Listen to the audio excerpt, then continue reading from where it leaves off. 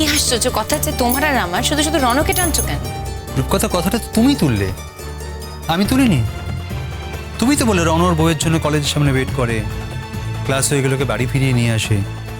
আমি কেন তোমার জন্য পার্লারের সামনে 3 ঘন্টা ওয়েট করতে পারবো না? এগুলো তোমার কথা রূপকথা। যদিও আমার কাছে কোনো স্টুডেন্টের জন্য তার কলেজের সামনে ওয়েট করা আর কেউ নিছক সাজতে গিয়েছে পার্লারে তার জন্য ওয়েট করাটা এক নয়। দুটোর মধ্যে আকাশ পাতাল পার্থক্য আছে।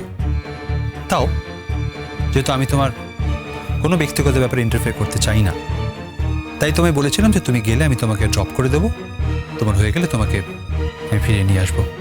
That's all. কি জানো রূপকথা, এই 2 দিনে আমি লক্ষ্য করেছি তোমার মধ্যে একটা কষ্ট আছে, ভীষণ কষ্ট। যে কষ্টটা তবে সমাজ তোমাকে অনুমোদন করবে না, তোমার পরিবার অনুমোদন করবে না, কিন্তু তা সত্ত্বেও তোমার কষ্ট তো তাতে মিথ্যে হয়ে যায় না। কষ্ট তো আছে, সেটা সত্যি।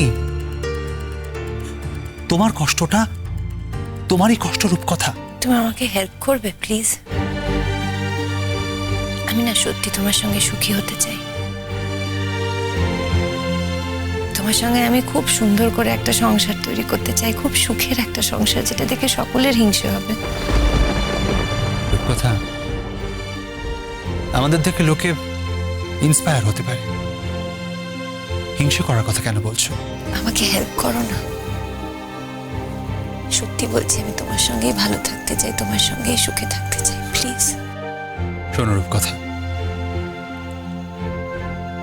তোমার সুখের জন্য, তোমার সুখের সংসার গড়ে তোলার জন্য যদি আমাকে কোনোভাবে কোনো কাজে লাগে, যদি আমি কোনো সাহায্য করতে পারি, আমি তোমায় কথা দিচ্ছি আমি তোমায় সে সাহায্য করব।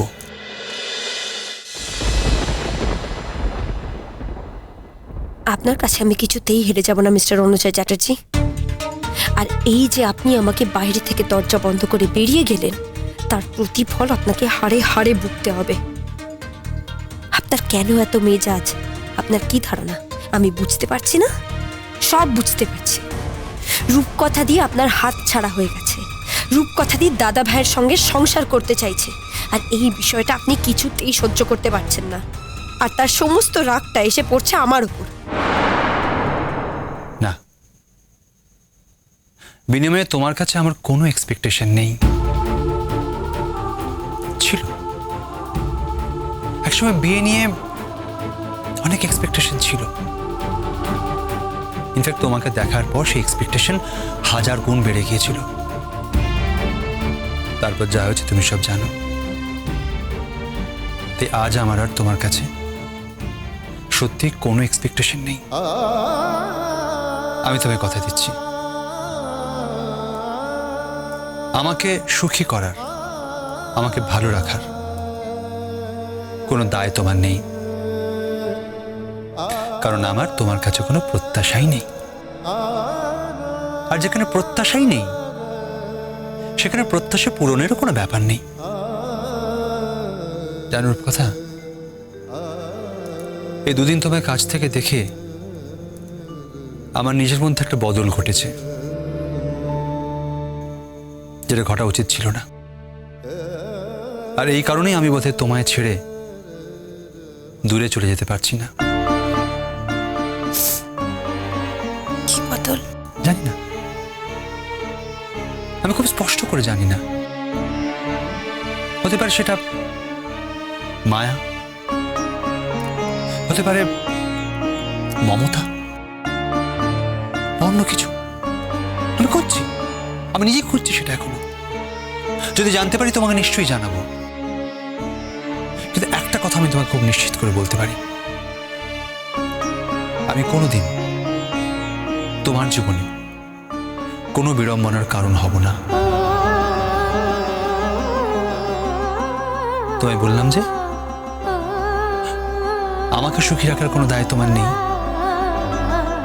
তুই তোমার মতো করে ভালো থাকার চেষ্টা করো, সুখী থাকার চেষ্টা করো। আর তাতে যদি আমার কোনো ভূমিকা থাকে, আর সেই ভূমিকা পালন করতে গিয়ে যদি আমাকে অসম্মানজনক কিছু করতে না হয়, তবে আমি তোমায় কথা দিচ্ছি আমি সেই ভূমিকা পালন করব। রূপকথা, তোমাকে দেওয়া আমার সব থেকে বড় উপহার কি আজ অবধি বলতে পারো? তোমাকে দেওয়া আমার সব থেকে বড় উপহার আমাকে সুখী করার কোনো দায় তোমার নিয়ে জীবনে।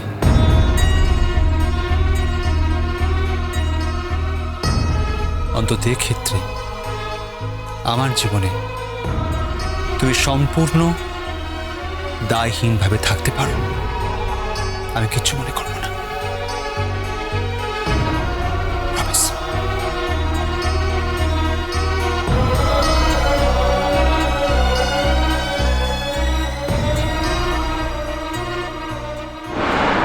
আপনার অনেক অন্যায় আমি ক্ষমা করেছি মিস্টার রণজয় চ্যাটার্জি, আর না, আর আমি কিছুতেই আপনাকে সুযোগ দেব না, কিছুতেই না।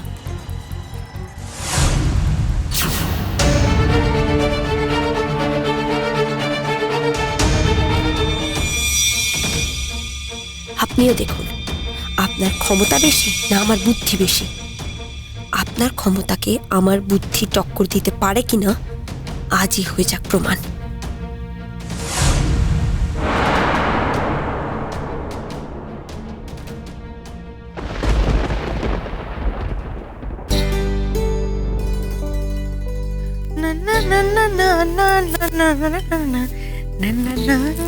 কি মজা হচ্ছে বলো কলিদি, আজকে দারুণ আনন্দ হচ্ছে। তোমার হচ্ছে না আনন্দ কলিদি? আহা, কাজ করছো, কাজ করো না, তো কথা বলার কি আছে?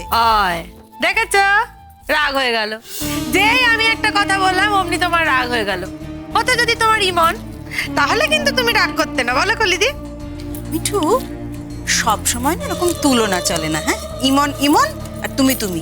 সেই ইমন ইমন আর আমি আমি, তাই আমি এখানে খেটে খেটে মরছি আর ইমন ওখানে দৌড় বন্ধ করে টঙে বসে লেখাপড়া করছে। কি আশ্চর্য, লেখাপড়া করাটা ওর কাজ, তাই লেখাপড়া করছে। জানি এখান থেকে পড়ে গেলে আমার মাথা দুভাগ হয়ে যাবে, তাই হোক, তবু আমি আপনার বশ্যতা কিছুতেই মানব না। আমার যদি কিছু হয় তার জন্য আপনি দায়ী থাকবেন মিস্টার রণজয় চ্যাটার্জি, ভালোই হবে। তবে আমি চেষ্টা করব শেষ মুহূর্ত পর্যন্ত নিজেকে রক্ষা করার। আপনার কাছে হেরে গিয়ে আমার নিজের জীবনটাকে শেষ করে দিতে চাই না। ওসব কিচ্ছু না, বুঝলে না মেজদা, সব হচ্ছে ফাঁকিবাজি। উনি এইসব কোনো কাজ করে শরীরে ধকল নেবেন না, সেই জন্য একটি বই বুকে করে বসে থাকবেন। ওই যে সবটি হয়েছে না চোরে বানানো, ওই জন্য কলেজ যাবেন, বেরিয়ে যাবেন। আর যদি কলেজ যায় না, আমি বলছি তোমাকে কাকু, আমি ওর ঠ্যাং খোঁড়া করে দেবো।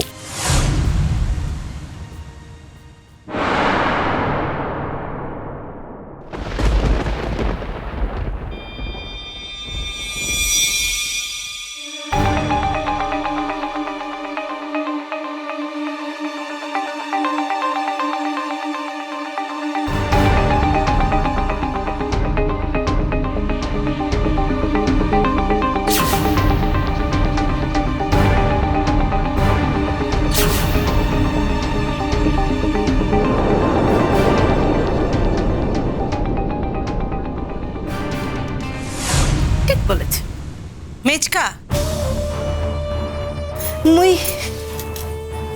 মুই একটা কথা কইতে চাই, যদি আপনারা সকলে রাগি না যান। এই তুমি এখানে কি করতে এসেছো? তোমাকে একটা কাজ দিয়েলুম না, বাড়ির লোকের মধ্যে কথা বলতে এসেছো? না না, কথা কইতে আসি নাই, বুড়িমা রে নিয়ে কথা হচ্ছে, সেই কারণেই মুই রান্নাঘর থেকে শুনতে পেলাম, তাই কইতে এলাম কি। আচ্ছা আচ্ছা, বুড়িমা আপনাদের সকলের খুব ভালোবাসে। বুড়িমা মানুষটা খুব ভালো। আচ্ছা আচ্ছা, আপনারা একবার ডাকি দেন না, একবার ডাকি দেন, দেখবেন এখানে আসি সকলের সাথে কাজ করছে, মনে কিছু নাই, মনে কিছু নাই বুড়িমার, বুড়িমা বড় ভালো। আচ্ছা আজকে তো অনুষ্ঠানের দিনত, এই দিনে তো কলেজ যাব না, আর যদি যেতে চাই মুই শাসন করবো, হ্যাঁ মুই শাসন কর। বুড়িমারে একবার সকল মিলে ডাকি দেন, আপনারা রাগারাগি করতেছেন বুড়িমারে নিয়ে, ও তো শুনতে পাচ্ছে না, ওরা একবার ডাকি দেন, দেখবেন আসবে। আচ্ছা আপনাদের বাড়িতে যদি বুড়িমার মতো বেটি থাকতো, তাহলে এমন ধারা কাজকে আপনারা করতে পারতেন, ডাকতেন না? কুসুম দোলা কুসুম দোলা